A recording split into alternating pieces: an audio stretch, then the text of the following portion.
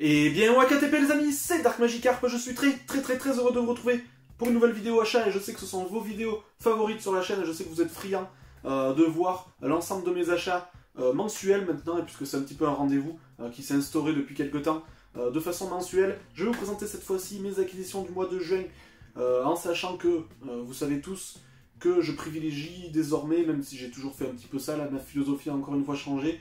La qualité à la quantité, voilà, j'ai pas énormément de choses, vous verrez là, maintenant j'achète quasiment dans le mois ce que j'achetais quasiment en 2 semaines environ habituellement, mais voilà, ce sont des choses vraiment qui me tiennent à cœur, peut-être un petit peu plus qualitatives, un petit peu plus chères, etc.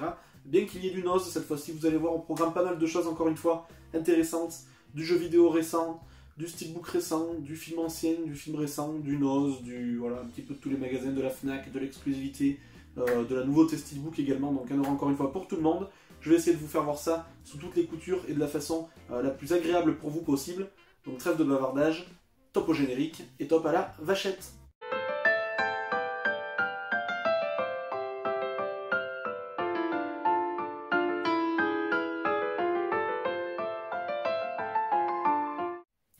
Un seul jeu vidéo encore une fois au programme, pareil, hein, j'essaye vraiment de finir mes jeux avant de m'en procurer d'autres et de privilégier encore une fois le coup de cœur du moment à la quantité. Et il s'agit d'un jeu, voilà, je vais pas faire dans la dentelle, je vais pas faire original. Il s'agit d'un jeu que tout le monde a apprécié, je pense. Je ne l'ai pas encore fini moi, mais je vais encore une fois peut-être me faire taper sur les doigts. Alors je vais déjà vous présenter le jeu. Il s'agit de la Deluxe Edition, puisque j'adore ce genre de pack exclusif au jeu Sony. La Deluxe Edition de The Last of Us Part 2. La licence à succès, à grand succès de chez Naughty Dog, et Naughty Dog qui est mon studio de jeux vidéo favori de tous les temps, depuis belle lurette d'ailleurs, depuis X temps, puisque depuis le premier Crash Bandicoot, et voilà, je suis un grand fan du travail de chez Naughty Dog, donc j'ai pris cette édition, voilà, ce genre de pack, depuis 2018 environ, je crois que c'est depuis Spider-Man, toutes les exclusivités PS4 bénéficient d'une édition de luxe. Alors ce qui est bien avec ces éditions, c'est que déjà c'est un joli pack avec pas mal de choses à l'intérieur, comme tout collectionneur adore ce genre de petits boîtiers avec un petit fourreau, mais surtout c'est le juste milieu entre la version classique du jeu et la grosse version collector qui se monnaie en général à prix totalement disproportionné entre guillemets. Donc voilà, ça c'est le juste milieu, on a des petits objets à l'intérieur, ça permet d'avoir une édition un petit peu limitée, un petit peu collector pour un jeu qu'on attendait beaucoup, ou que l'on a adoré, de se procurer une pièce de ce genre, et voilà, je trouve que c'est vraiment le juste milieu. Concernant cette partie 2, alors j'aime beaucoup, ça fait un peu comme Joker pour le film en fait, j'aime ces jeux, ils sont corrects, le 1 je l'ai aimé, celui-ci pour l'instant je l'aime, et je suis à peu près à la moitié je pense, je suis à une 12aine d'heures de jeu. Mais je trouve qu'on en fait beaucoup trop, encore une fois, on trouve ça vraiment extraordinaire, novateur, exceptionnel, mais moi je trouve que déjà au niveau du gameplay c'est quelque chose de très classique, c'est des mécaniques qu'on voit au moins 10 à 12 fois dans l'année, ça n'invente rien, je trouve, le scénario est bien, mais c'est pas non plus exceptionnel, il y a des gros coups de mou dans celui-ci, pour moi de la 3e heure à la 10e heure on fait toujours la même chose, c'est super répétitif, super lent, et super disproportionné au niveau du rythme, enfin voilà, encore une fois c'est des bons jeux, mais ça reste très classique et j'ai l'impression qu'on nous prendrait ce jeu-là dans l'univers des Vikings, après dans l'univers des pirates, après dans l'univers de futuristes ou je sais pas, avec le même gameplay mais en changeant juste l'enveloppe et tout ça, et j'ai l'impression que ça satisferait tout le monde. Donc voilà, moi je me satisfais plus de ça, donc bon jeu, dont je me rappellerai, je prends plaisir à le faire, mais rien de plus pour moi, donc voilà, je me suis un petit peu plus attardé sur celui-ci, c'était mon petit coup de gueule, je ne comprends plus pourquoi on se satisfait de si peu en sachant qu'on n'invente rien, et voilà, ils ont compris le filon, de toute façon, ils font des jeux comme ça, et puis ça marche. Enfin, on va continuer cette fois-ci avec les steelbooks, uniquement 2 steelbooks cette fois-ci, 2 steelbooks liés à l'actualité du moment, puisque j'ai pris bien évidemment, alors celui-ci c'est un petit peu l'arlésienne du moment, puisqu'il était sorti quand même au cinéma tout début janvier, et il vient tout juste de sortir en steelbook, le petit chef-d'œuvre, j'ai envie de dire, puisque pour l'instant c'est mon 2e film favori, je pense, de 2020, juste après The Gentleman. Il s'agit du petit chef-d'œuvre novateur de Sam Mendes, 1917, voilà, dans sa version 4K. Alors je suis pas grand fan des steelbooks glossy comme ça, totalement noirs, puisqu'on voit toutes les traces de doigts, dès qu'il y a un tout petit défaut, une petite rayure, une petite bosse. D'habitude sur un steelbook classique on le voit pas tout de suite, mais là ça se voit tout de suite, j'en ai une ici d'ailleurs déjà.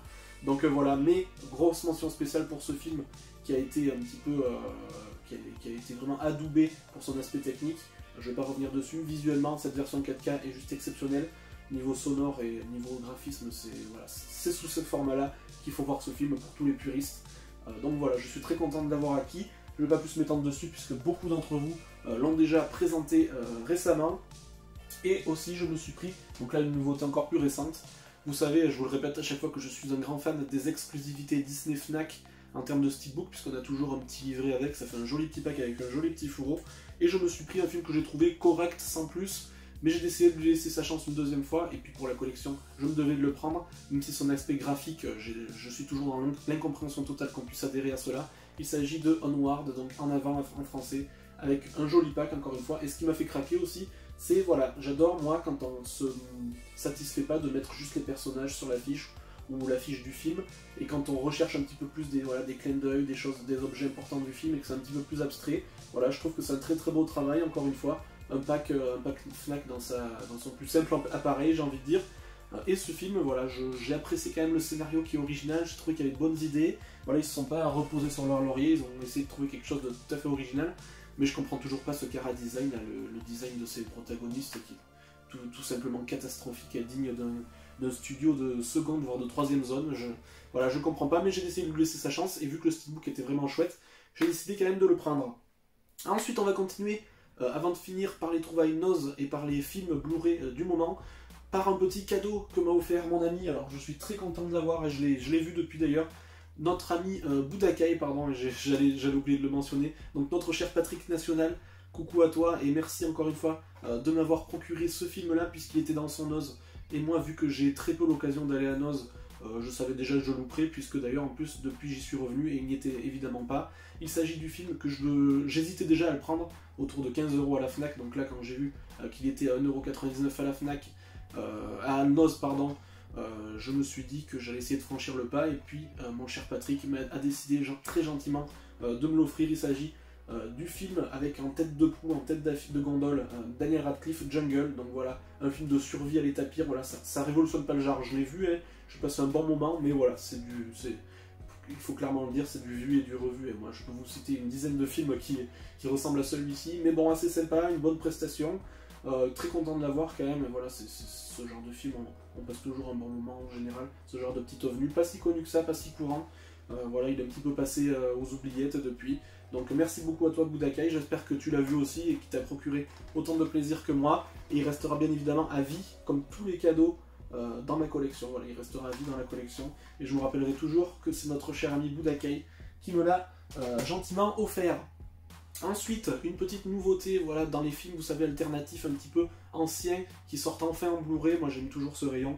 Et j'ai encore pris un petit film de 1977, qui m'a déçu finalement, voilà, mais j'ai peut-être fait la grave erreur de regarder Les Dents de la Mer quelques semaines avant. Il s'agit de Orca, voilà, le film de 1977, avec notamment Charlotte Rampling et notre ami, comment s'appelle-t-il déjà, Richard Harris, ben oui, bien évidemment, Richard Harris, le tout premier professeur Dumbledore, avant sa mort en 2002. Donc voilà, j'étais un petit peu déçu par celui-ci. Alors il est sorti 2 ans après Les Dents de la Mer. Alors, vous allez me dire, on peut pas comparer parce que c'est pas totalement la même histoire, bien que la thématique et l'univers restent un petit peu similaires. Mais il a bizarrement beaucoup plus vieilli que Les Dents de la Mer, je trouve. Donc beaucoup moins d'intérêt, mais content de l'avoir vu quand même. Ce Orca, il m'intriguait depuis un petit moment.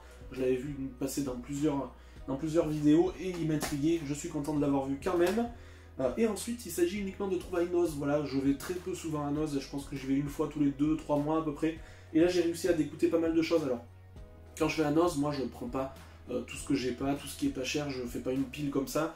Je prends vraiment que ce qui m'intéresse vraiment. J'essaye de pas me dire, je prends pas parce que c'est cher, je prends vraiment parce que c'est des choses que je voulais, qui me tiennent à cœur, ou qui auront un intérêt vraiment dans la collection. Et j'ai commencé par trouver, j'espérais vraiment le trouver, il en restait qu'un, je suis très content. J'allais dire le chef-d'œuvre, mais non, c'est plutôt un plaisir coupable. Alors, la petite gourmandise qui sent bon les années 90 avec Bill Murray. Voilà, Un jour sans fin, en 4K en plus. Voilà, j'ai bugué un petit peu, mais en 4K, je suis très content de l'avoir trouvé. C'était une exclusivité Fnac au départ. Donc voilà, très content de l'avoir. Ça fera l'occasion de le redécouvrir. Alors je pense pas que le travail sur la 4K et sur le master, sur le lissage graphique soit exceptionnel. Mais bon, ça c'était un achat obligatoire à Noz puisqu'il y était. Une autre pièce que j'ai prise alors que je l'avais déjà, mais ça sera parfait je trouve pour un petit accompagnement de futurs concours abonnés. Donc je pense en faire un très prochainement. Et il fera partie de cela. Donc ça sera pas le cadeau principal, mais je trouve que ça fait toujours plaisir. Un petit coffret à exclusivité Leclerc de base. Premier contact, donc déjà, en plus d'être un superbe film réalisé par Denis Villeneuve, avec en tête de proue Amy Adams et Jeremy Renner, Il s'agit d'un joli coffret, je trouve, voilà, encore une fois avec un petit fourreau, des petites cartes postales en plus, donc voilà, je pense que ça fera plaisir et que ça ravira certains d'entre vous, je l'espère en tout cas.